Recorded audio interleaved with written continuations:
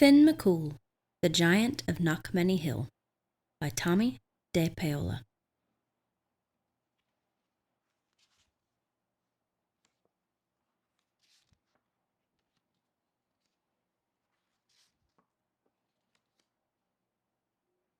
In olden times, when Ireland's glens and woods were still filled with fairies and leprechauns, giants, too, lived on that fair Emerald Isle. One of the finest of those big folk was Finn McCool, who was wed to a lovely great lass, Oonagh. They made their home on the top of Knockmany Hill.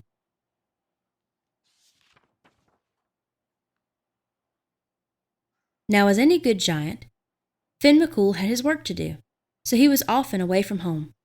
Lovely Oonagh didn't seem to mind, for there was plenty to keep her own hands busy, spinning, knitting, and even giving a pretty touch to their great house. Life was very pleasant indeed. One morning when Finn McCool was busy working with his kin, building a causeway to Scotland, the word came that Cucullin was coming.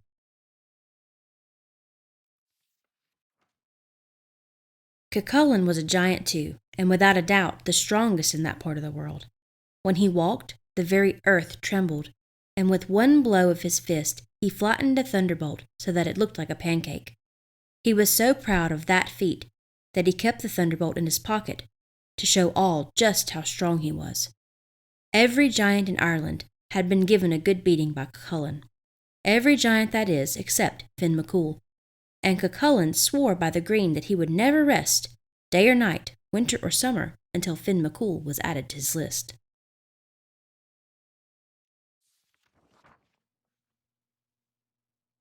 So far, Finn had been smart enough.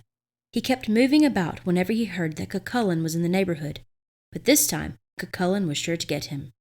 So Finn left the causeway and sped off for Knockmany Hill, his house, and his darling Oonagh. "Finn, my love," said Oonagh, greeting him at the door, "what brings you home so early from your work?" "The chance to get a sight of you, my sweet thing," said Finn. Since he was as honest as the summer day is long, he added, "and to keep out of the way of Cucullin. He's after me."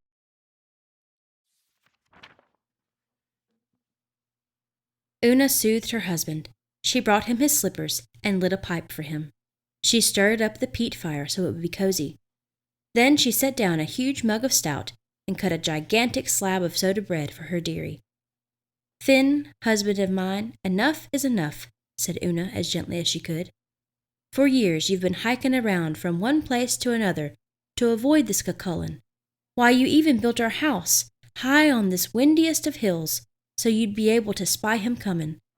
You'll not get a moment's rest until you stand fast and face him." "Aye, I'll be getting plenty of rest if I stand fast and he knocks me down.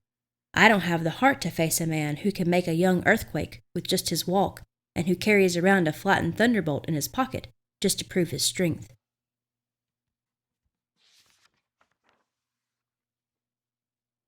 At that, Knockmany Hill gave a little dance. "He's coming," said Finn, his face turning a fine shade of pale green. "Now hush," said Oonagh, "and give me time to think. Do you worry that I won't do all I can to help you settle this matter once and for all?" Oonagh then worked a charm the fairies had taught her. She took 9 woolen threads, each a different color, and braided them into 3 braids. She put one around her right arm, one circling her heart, and the third around her right ankle. Now, nothing she did could fail. Next, she sent around to all the neighbors to borrow 21 iron frying pans. She hid them in 21 loaves of bread that she baked on the fire in the usual way. She set them in the cupboard with some bread she had baked the day before. She then took a pot of milk and made it into a fresh, wet cheese and put it along with some white stones at the foot of the cradle that she had made up. "Now, my darling," she said, handing Finn some baby clothes, "put these on and do everything just as I'm about to tell you. And remember," she said at the last, "Cucullin's strength lies in the brass finger he has on his right hand. Now quick, into the cradle, because I hear that man mountain at the door."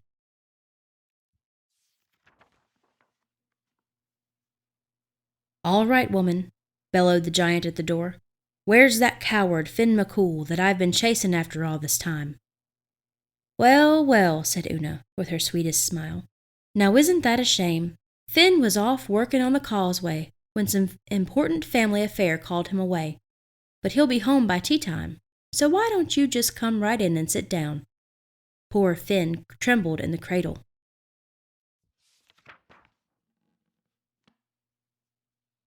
See this, Cucullin said, pulling what looked like a pancake out of his pocket. This was a thunderbolt, until I caught it and flattened it, and that's what I'm going to do to Finn McCool, too. Tsk, tsk, said Oonagh. That may not be as easy as you think. Finn McCool is a big broth of a man. Why, take a look at our little baby, and you might be getting an idea of the strength and breadth of Finn himself. Cucullin peeked in the cradle. Chirrup, said the huge boy, looking back at him. My, said Cucullin, what a big boy. While you're waiting, why not have a bite to eat, said Oonagh. She put some loaves of bread on the table, along with a can or two of butter and a pile of cabbages.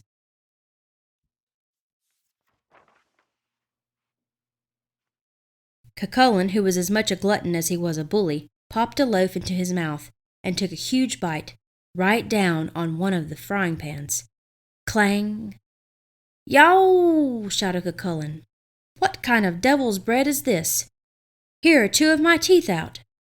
That's Finn's bread, the only kind he eats, said Oonagh. Is it a bit too tough for you? Too tough for me, shouted Cucullin. I should say not. Just give me another. Cucullin chomped into another loaf, and into another frying pan. I'll not have a tooth left in my mouth, woman. There's 2 more out. Cucullin hollered even louder.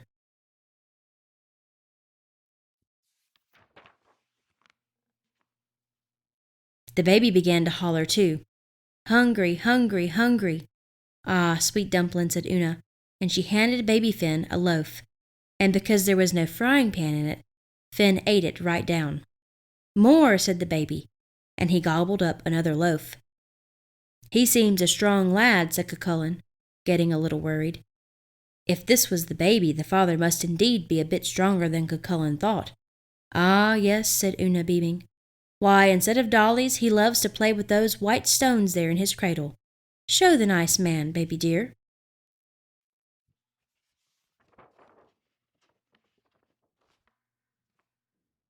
Finn did as he was told. He picked up a stone that was really the cheese and squeezed all the water out of it and popped it into his mouth and ate it down. Cucullin was not to be outdone by a baby. He grabbed a stone and squeezed. He squeezed and squeezed. Squeeze as he might, he couldn't get 1 drop of water out of it. He popped it into his mouth, and with a chomp, there went the rest of his teeth.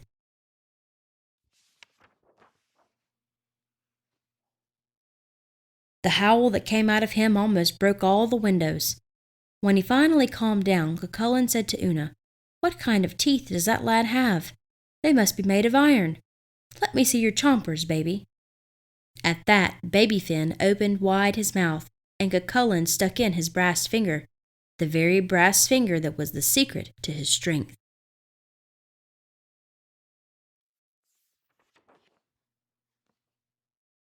With a strong bite, Finn McCool bit the brass finger right off. Then up Finn leapt, and began to pound the daylights out of poor weak Cucullin. That was that.